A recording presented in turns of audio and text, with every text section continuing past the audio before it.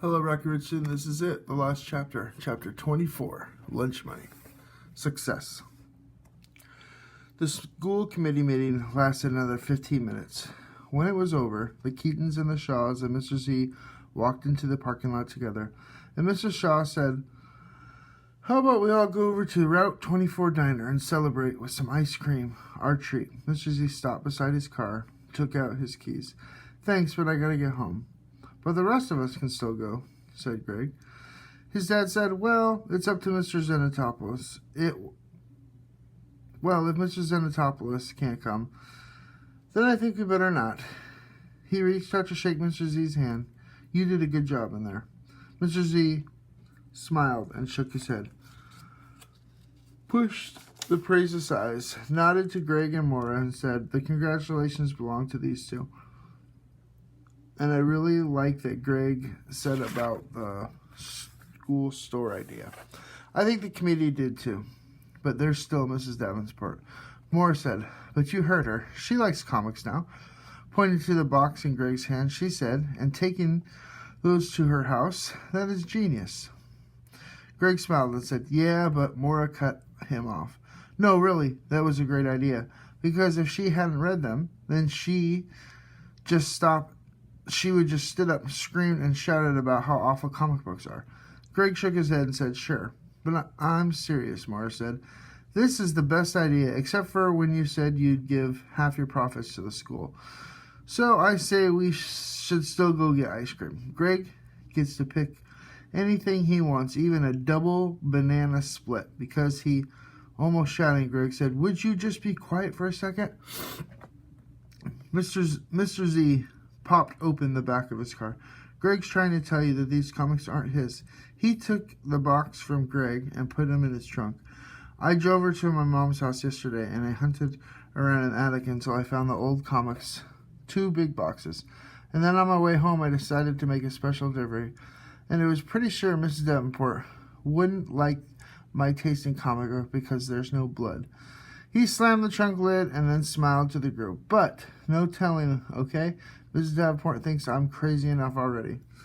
3 days later, when the school committee vote was announced, no one was surprised that permission had been granted to Greg Keaton and Maura Shaw to begin selling chunky comic books at the newly reorganized Mrs.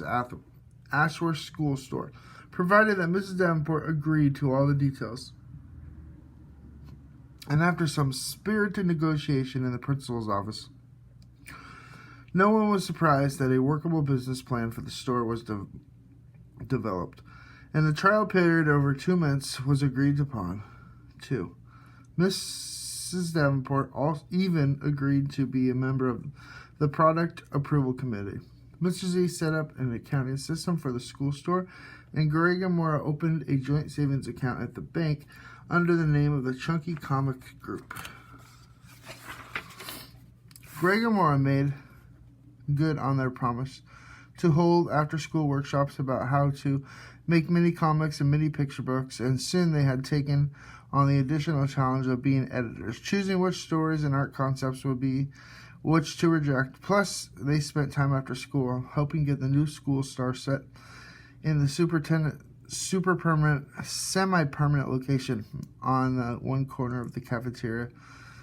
It wasn't always fun, but there was a lot of hard work, but soon the milestones began to drop in place. By mid-October, the restructured school store had a grand opening. To start, there was a literary section, an arts and crafts section, used CD section, a collectible selection, plus the regular school supplies. Chunky comics were sold from a rack built by Greg and painted by Maura. 12 new product ideas for the school store were presented to the product approval committee during the first month of operation. 5 were accepted. By mid-November, the 3 elementary schools in town, junior high and high schools, all had resurrected the school stores and started new ones based on the business model pioneered at Ashworth Intermediate School. Chunky comics racked up popularity featured in each of these new locations. The November sales of Chunky Comics was huge. 436 copies of Return of the Hunter and 424 copies of The Lost Unicorn. The production crew had to work afternoons, nights, and one full weekend to keep up with the demand. Near the end of the school, the Chunky Comic Group used some of its early profits to purchase an electric stapler and a good paper cutter to improve the speed and quality of their building and trimming operations. In December, the Chunky Comic Books rack offered 3 new mini-comics plus an original 2. 2 of the new titles were by Greg and Maura. Creon the Strong survived, and The Princess Nightmare. The third was a science fiction comic written by Ted Kindle, drawn by Maura and inked by Greg. It was called Trumpets of Mars. In December, Maura began working on a new volume of mini-comics about a girl detective, computer genius named Haxie Spectrum. The first 2 issues were a huge hit, and those led to more Haxie titles through the school year. Over the Christmas holiday, Greg and Maura got some help from another 6th grade friend and launched a simple website, chunkycomics.com, to tell the story of the business and how to collect email addresses for an internet version of the Chunky Comic Book. In January, Chunky Comic Books also issued a non-fiction mini-comic called Paragraphs and the Golden Section, written by Anthony Xenopoulos, drawn by Maura Shaw, and inked by Greg Keaton. It was not one of the bestsellers. By February, ChunkyComics.com was attracting more than 1,100 visitors each week. By April, Chunky Comics' monthly email newsletter was going out to more than 2,300 subscribers, and the first internet orders were shipped. Sales of Chunky Comics at the school store in town remained strong. May, comic book collectors on eBay were offering $5 to $7 a copy for Chunky Comics Volume 1, Number 1 in fine condition. In June, Mr. Xenopoulos received approval to teach during the summer at the local community college. He had developed a course called Training Business Ideas into Realities. Through all the ups and downs in the incredible busy school year, Maura and Greg both finished up with grade averages between B+ and A-, a tie, almost a tie.